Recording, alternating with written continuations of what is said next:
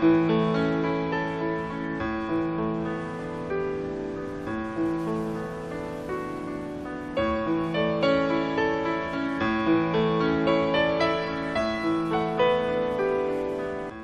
kaigsunan, atong paghisgutan karon ang Biblia ug ang kasaysayan. Ang Henesis Kapitulo 1 hangtod Kapitulo 11 mao'y giisip nga nagunang mga saysay. Kining bahina nagapil sa sugilanon mahitungod sa pagmugna sa kalibutan. Ang tanaman sa Eden, si Cain ug Abel, Noe, ug ang turis sa Babel. Ingon man ang mga kagikan. Ang ilang tumong mao ang paglamdag ug paghatag og katin-awan sa kahulugan ug katuyuan sa kinabuhi sa tao. Gitawag kini nga kasugiran.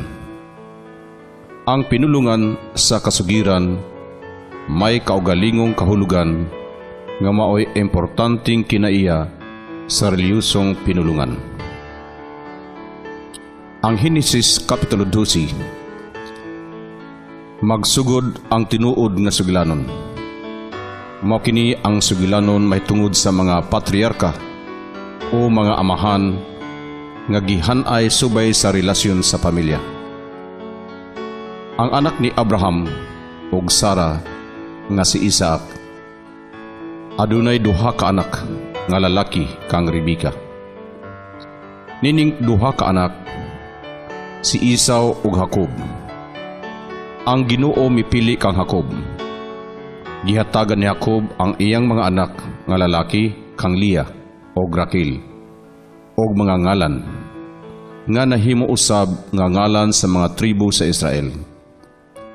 Usa sa mga anak ni Jacob si Jose. Dunay duha ka anak lalaki kansang mga ngalan gidala usab sa nagsunod nga mga tribo. Pinaagi kang Jose ang kaliwat ni Jacob nakasulod sa Ehipto ug wala sila mubiya didto hangtod nga si Moses nangulo kanila pagbalik sa Palestina. Ang banay ni Jacob misulod sa Ehipto sa panahon nga ang mga langyaw nga tao nga gitawag og Hyksos maoy namunuan sa Ehipto. Human palagputa sa mga Ehiptohanon ang mga Hyksos sa tuig 1550 BC. Ang kadaghanan sa mga langyaw nga nahibilin sa Ehipto gihimo mang ulipon. Ang mga Hebrew sa Biblia nahimong ulipon sulod sa kapin sa duha kagatos katuig. Aron dili sila lamang ang mga Hebrew sa tibuok kalibutan. Ang pulong Hebrew gigamit nga paghingalan sa mga ubos nga tao sa katalingban. Tingali mga trabahanti nga walay mga kaugalingong yuta o kadto nagsuroy-suroy aron pagpangita og trabaho. Ang ubang mga sakop sa banay ni Jacob malagmit nakabalik na sa Kanaan sa wala pa mapukan sa mga Ehiptohanon ang mga Hyksos.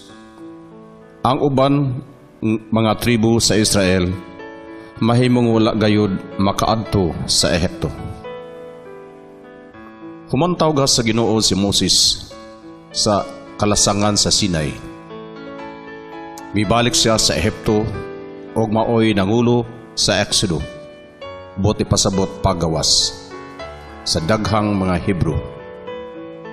Nahimo silang bag-ong katawhan nga gitawag og Israel o mga Israelitas. Human hatagi sa Ginoo og bag-ong ngalan si Jacob nga mao ang Israel. Sa paghigawas nila sa Ehipto, ang panon sa katawhan nakigbisog aron magpabilin ang ilang pagsalig sa ilang Ginoo. Dunay mga ilhanan, pananglitan nga sila wala gayud hingpit nga nakumbinsi nga dunay usa ka Dios lamang nga nagbantay kanila. Usahay magampo sila sa Dios-Dios. Bisan ang dakong tratado o kasabutan nga gitapos sa bukid sa Sinai o Horeb. Nga mao ang formal nga pagdaig o pagkamaunungon sa Ginoo, wala makapugong kanila sa pagbagulbol o pagrebelde batok sa Ginoo matag karon og unya. Si Moses nakahimo hinuon sa paghiusa kanila sulod sa kapatan katuig sa deserto. Ang ilang reliyosong kalihukan na sentro sa balaang tulda. Usa ka madadalang alampuanan din si Moses nakigsulti sa Ginoo. Og sa arka sa kasabutan, usa ka madadalang trono para sa dili makitang presensya sa Dios. Human mamatay si Moses, ang mga Israelitas gipangaluhan ni Joshua. Nagsugod sila sa pag-impluensya sa Canaan. Ang maong yuta na bahin-bahin ngadto sa ginagmay nga gingharian ug ang Ehipto dili na makakontrolar kanila. Mao nga ang yuta mahimong sa hinay-hinay, mabuntog bisan sa usa lamang kagamay apa desididong grupo. Pinagi sa sunod-sunod nga pakigubat ni Joshua, nakahimo sa paghugpong sa mga tao sa kabus o bangilid nga dapit sa maong yuta. Pipila sa mga lumulupyo miapil sa kasabutan tali sa Dios sa Israel. Ang mga Israelitas kasagaran nahimulag sa usag-usa. Ang nakapahiusa kanila mao ang ilang debosyon sa Ginoo. Sa dihang miabot ang hulga gikan sa mga kasundaluhan sa kaaway, mihangad sila sa Ginoo og nangamuyo nga unta ang Ginoo magtudlo o usa ka tawo nga maoy mangulo sa mga tribo batok sa mga kaaway. Gitawag nila kining tawhana nga usa ka maghuhukom. Gibati nila nga ang usa ka maghuhukom nagahupot og espesyal nga abilidad gikan sa Ginoo nga nakapahimo kaniyang madaugon sa mga gubat batok sa kaaway sa Israel o sa pagdumala sa mga tao sa pamaagi nga iya sa Ginoo.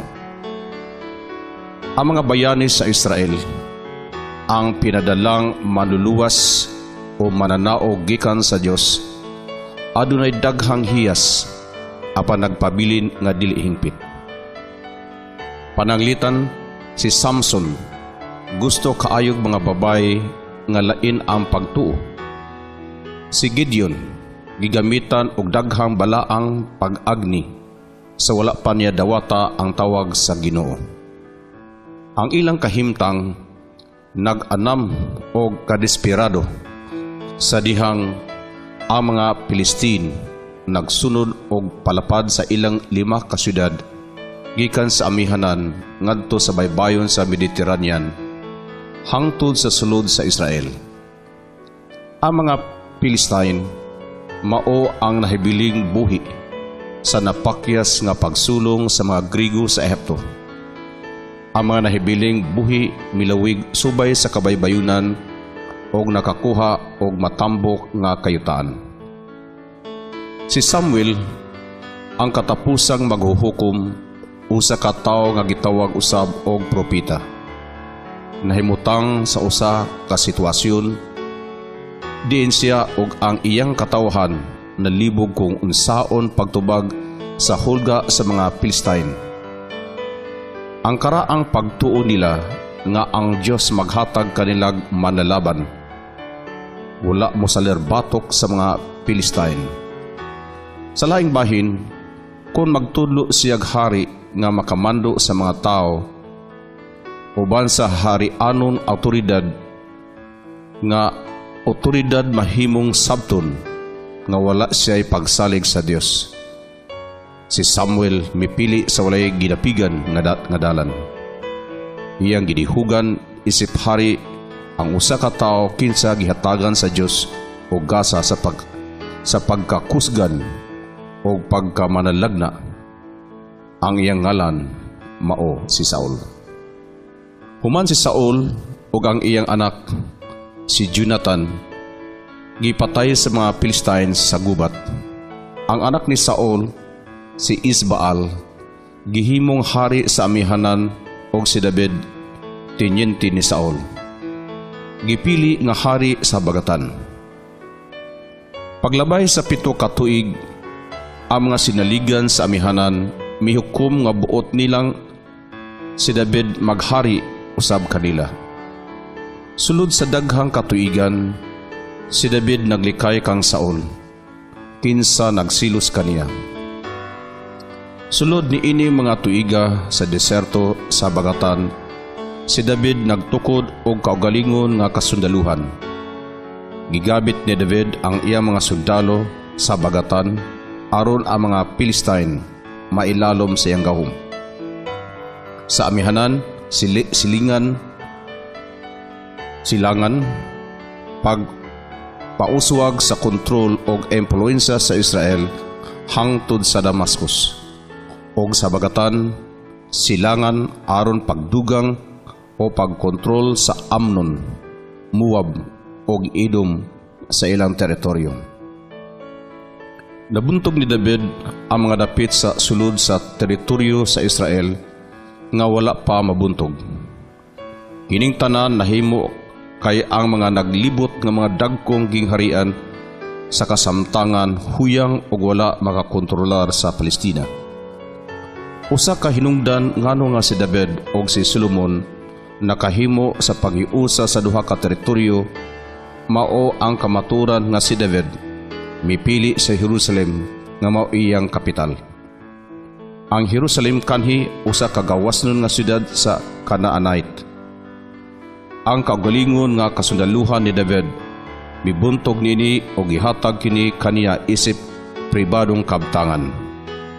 Nahimutang kini sa utlanan sa amihanan o habagatan. Wala kini mahisakop sa bisan usa kanila ug mao nga posibleng himuon sentro sa panaghiusa. Gipalig-on ni David ang papel sa Jerusalem.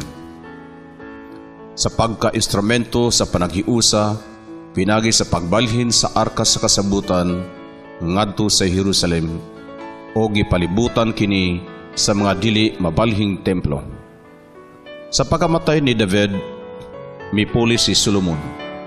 Iyang gibag-o ang mga kayutaang sakop sa iyang teritoryo aron mapasayon ang pagtigom sa mga kinahanglanon alang sa pagtukod ug daghang gambalay. Nagtukod siya mahalong palasyo. 14 ka tuig nga gitukod sa Jerusalem sulod sa templo. 7 ka tuig gitukod. Iyang gipalig-on ang mga kuta sa tibok kayutaan. Kining tanan gipangtukod gastuso kaayo.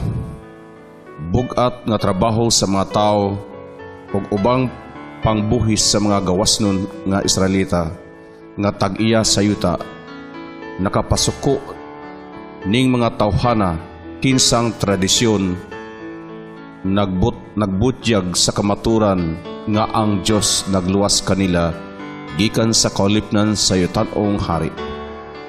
Si Jeroboam maoy nangulo sa pag-alsa bato kang Solomon ug sa kalahian nahimo siyang hari sa amihanan. Sanglit si Solomon bibiya man sa Israel aron pagpangayo og hinabang og tambag. Midugang ang langyawng impluensya. Daghang langyaw ang nagampo sa kaugalingon nilang Dios-Dios og kasagaran nakadani sa mga Israelitas sa pag-ampo nining mga Dios-Dios. Ang pagtubos o pag-uswag sa syudad nung kinabuhi o ang kamatuuran nga ang mga tao nga bag-ong nangadato makapalit o gagmayng nahimong hinungdan sa pagkuyanap sa katalingbanon nga kahigwaos o inhostisya. Ang mga tribo sa amihanan nagtawag sa ilang kaugalingon nga Israel. Sa tibok niyang kinabuhi, ang amihanan labawng importante sa natod sa natad sa ekonomiya o militarya. Mao kadto ang nasod sa Israel. Bisan kung gipabilin kaniya ang Jerusalem, ang Juda, ang ngalan sa bagatang gingharian, nagpuyo sa anino sa Israel. Ang amihanan makatawag sa ilang kagalingon nga mas matinud-anon kaysa Juda. Sa bagatan, si Solomon nagmugna base sa modelo sa mga Phoenician o naglanlaing kasabutan sa Sinai. Ang resulta sa duha ka naglanlaing kasabutan sa politikanhong kinabuhi managkalahi. Ang amihanan miagi og lain-laing hari, lain-laing pamilya. Sa habagatan ang mga hari gipili base sa kaliwat ni Haring David. Ang kasaysayan sa Juda nakaangkon og importansya samtang natapos usab ang kasaysayan sa Israel. Ang Israel ug Damascus misulong sa Juda aron pagpugos niini sa pag-apil nila aron pagsanta sa Assyria. Usa ka nagtubong gahom sa Mesopotamia. Ang pagpailalom sa Assyria naghimo sa daotang relihiyosong kahimtang nga labaw pang daotan.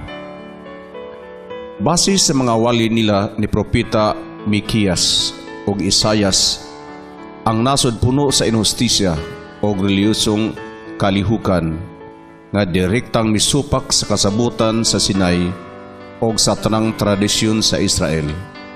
Mga kawhaan katuig human giguba sa Syria ang gingharian sa amihanan, ila usab nga gisulong si Hezekiah, hari sa Jerusalem. Kaduha sa tuig 597 o 587 BC, ang Babylonia miilog sa Jerusalem o gibihag ang daghang mga inilang lumulupyo ngadto sa Babylonia. Sa ikaduhang pagkabihag, ang paril o ang templo sa Jerusalem giguba. Ang ubang mga refugee milayas ngadto sa Ehipto nga nahimong sinugdanan sa dagkong Hudiyong mga katilingban didto. Bisan kung pipila sa mga lumulupyo nagpabilin sa Juda, dakong bahin sa kayutaan sa Juda, gibiyaan sa mga lumulupyo paglabay sa pipila ka tuig. Duha ka segundo klaseng propeta na ila, si Ezekiel ug ang tao kansang mga panagna na isulat sa kapitulo 44 hangtod 55 sa libro ni Isayas. Kasagaran gitawag og ikaduhang Isayas. Ang mga bihag sa Babylonia gitugutan sa pagpuyo isip katilingban o gawasnon silang makahimo sa buot nilang buhaton. Dili sila gustong masayop o masuyop sa naglibot kanilang katawhan aron dili sila mawad-an sa ilang nasyonal o relihiyosong ilhanan. Uban sa templo nga nagunob, ang gisaad nga yuta layo kayo, ug ang sumusunod ni David wala nay gahom. Kadaghanan sa mga hiyas nga nakapahiusa kanila dili na epektibo. Pagsusi kung unsay kabubot-on sa Dios ug pagsunod niini mao ang ilang gihatagan og dakong bili. Ang pagtuli, regulasyon sa pagkaon, pagbabag sa pakigminyo gawa sa katilingban ug ang pagsaulog sa Sabat mao'y nahimong sentro sa pagpakabana sa mga reliyoso. Kining bag-ong panglangtaw nakapausab sa reliyon sa Israel sa lebihan nga nagtawag na kini og Hudiyo o Jewish, inay Israelitic, sama sa kanhi sa wala pa ang 587 BC. Sa dihang nailog ni Cyrus ang Babylonia, sa hapit na maabot ang kalimaan katuig human giguba sa mga Babylonian ang Jerusalem, wala niya tuguti ang mga bihag nga Hudiyo pagpabalik o pagpauli sa ilang Pinoy-anan. Apan, alang sa kadaghanan, ang pagpabilin sa Babylonia mas maayo pa kaysa pag-uli. Ang Hudiyong katilingban sa Mesopotamia nabuhi o nakahatag o daghang tampo sa Judaismo. Si Cyrus misugot sa paghatag sa mga balaang kagamitan sa templo o sa pagbayad sa pagtukod pag-usab nini. Ang ikaduhang templo nahuman sa tuig 51 BC. Ilang giguba ang usa ka nasud nga nagunob, nausik o wala nay panagpuyong katawhan. Ilaw usab nga ipakig-angayan ang mga masupilon nga kaslinganan. Dinhinining higayuna, nagsugod ang pagdumot o panagbangi sa mga Hudiyo o Samaritano. Ang mga Samaritano mao ang mga tao nga gidala sa amihanan sa mga Assyrians paghulip sa mga gipalayas nga Israelitas. Nakigminyo sila sa ubang Israelitas nga nagpabilin didto. Ang mga Hudiyo nag-isip sa ilang kaugalingon ubos tungod sa ilang nagsagol nga kagikan. Duha ka tawo nagadala og importanteng papel. Si Nehemias nga gitudlo nga gobernador og si Isra, usa ka pari nga nanghulo sa usa ka grupo pagbalik sa Huda. Ang pagkailog sa mga Griego sa Persia pinanguluhan ni Alexander the Great naghingpit sa tuig 330 BC. Nagpasabot kini og bag-ong impluwensya human sa sayo nga kamatayon ni Alexander the Great sa mga tuig 323 BC. Upat sa iyang mga general nagbahin sa gingharian sa upat. Si Ptolemies sa Ehipto maoy nagkontrol sa Juda sa misunod nga mga usa ka gatus ka tuig. Unya ang mga Seleucid sa Syria mao na usab ang nagkontrol sa Juda. Ang bag-ong impluwensya sa Juda gitawag og Hellenisation. Hellen mao ang Grigong ngalan sa Greece. Lisod ang paglikay sa impluwensya nga Grigo sa ilang panghuna-huna, pag-alsa sa mga Hudiyo o independensya sa Hasmonia. Ang Palestina na ilalom sa pagmando sa mga Seleucid, Syrians, nga pangulo sa tuig 175. Si Antiochus IV miilog sa trono sa Seleucid. Gipatuman ang Hellenisation o iyang giatake ang Jerusalem. Gipamatay ang tanang lalaki nga misukol o gipamaligya ang mga babae o mga bata sa pagkaulipon. Ang karaang kuta sa templo gipalig-on o gihimong garrison sa mga Grego. Hulga kini sa pagwagtang sa tradisyonal nga Judaismo.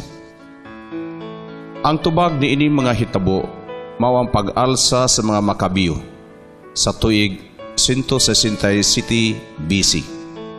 Ang mga rebelde unang gipangunahan ni Matatias ug unya sa tagsa-tagsa sa tulo niya ka mga anak lalaki, sila si Judas, Jonathan ug Simon.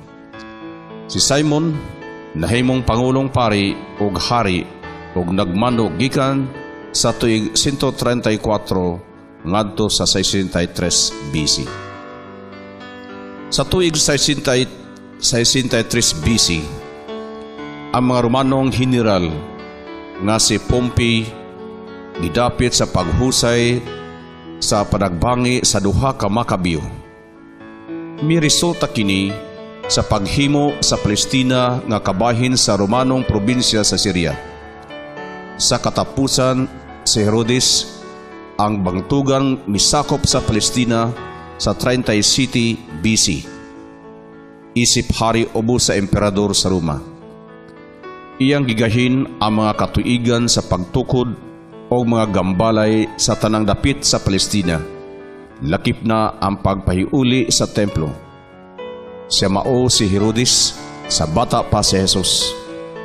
Si Jesus na tao sa wala pa ang tuig 4 BC. Ang tuig kanos-a si Herodes ang bantugang namatay. Human sa iyang kamatayon, ang iyang tulo ka anak lalaki si Filipe gitudlo nga pangulo sa mga dili Hudiyong relihiyon sa amihanang silangan sa dagat sa Galilea. Si Herod Antipas nahimong pangulo sa Galilea o Perea, usa kadapit tabok sa suba sa Jordan. Si Herod Antipas mao ang hari sa Galilea sa mga istorya sa Ebanghelyo. Sumala sa Lucas Kapitulo 13, versikulo 31 hangtod 33. Og nahinumduman tungod sa pagpatay kang Juan Bautista. Marcos Kapitulo 6, versikulo 17 hangtod 29. Ang mga Romanong emperador, si Caligula, sa katapusan mipalayas kang Antipas. Ang ikatulong anak, si Archelaus, gihatagan sa Samaria ug Judea sa habagatan. Gibabagan siya sa iyang mga sakop ug sa iyang igsuon nga si Herod Antipas. Gidagdaog ni Archelaus ang iyang mga ginsakpan ug mao nga gipapahawa siya sa katapusan. Sa kadugayan, ang Samaria ug Judea nahulog ubos sa gahom sa mga prokurador nga direktang tinudlo gikan sa Roma. Sa panahon sa pagkahingkod na ni Jesus, ang Galilea gimanduan ni Herod Antipas ug ang Judea, Samaria gimanduan sa prokurador Pilato sa mga tuig 26 o hangtod 36 AD. Human mataw si Kristo. Sa kadugayan, si Pilato giilisan sa iyang pwesto tungod sa mga mulo sa mga Samaritano nga iyang gidaog-daog. Ang katapusan sa mga prokurador, si Gestius Florus, sa mga tuig 64 hangtod 66, malagbit maoy pinakadautan. Gikawatan niya ang panalapi sa templo. Ang mga nasukong katawhan mibaybiay kaniya pinagi sa pagkuha sa koleksyon. Si Florus nanimalos pinaagi sa pagpangawat sa kabahin sa yuta sa Jerusalem. Kini samara sa deklarasyon sa gubat. Ang mga Kristiyanos milayas ngadto sa Pilya, tabok sa Jordan. Karon nahitabo ang usa ka gubat sa Jerusalem. Sa tuig 70 AD, si Titus nga gikan sa Roma mo'y nanghulo sa gubat batok sa mga Hudiyo. Ang mga Hudiyo midumili sa pagtugyan sa ilang kaugalingon pag-ampo, mga babay, mga bata o mga tigulang gipangpatay ug ang syudad, lakip na ang templo gipangguba. Ang mga Hudiyong priso sa gubat gipamaligya sa tanang dapit sa Mediterranean. Kini tungod sa pagdumili sa pagpatuli, pagsulay sa pagtukod sa Griego-Romanong syudad sa Hudiyong balaang syudad o pagtukod og templo ni Jupiter sa karaang dapit sa templo sa Jerusalem. Isip linugdangan sa maong pag-alsa, ang mga Hudiyo nga nagpuyo sa Jerusalem gipalayas og wala tuguti sa pagbalik. Ang musupak silutan sa kamatayon. Gikan niadto ang Jerusalem nahimong diaspora Judaism, usa ka Judaismo nga walay yutang natawhan hangtod sa pagkatukod sa nasod sa Israel niadtong tuig 1948. Ang atong source nini mga kaigsunan mao ang buklip nga naguluhan subay sa Biblia o sa kasaysayan. Ang nagsulat nini mao si Sister Ines Atindido Tan, FMM.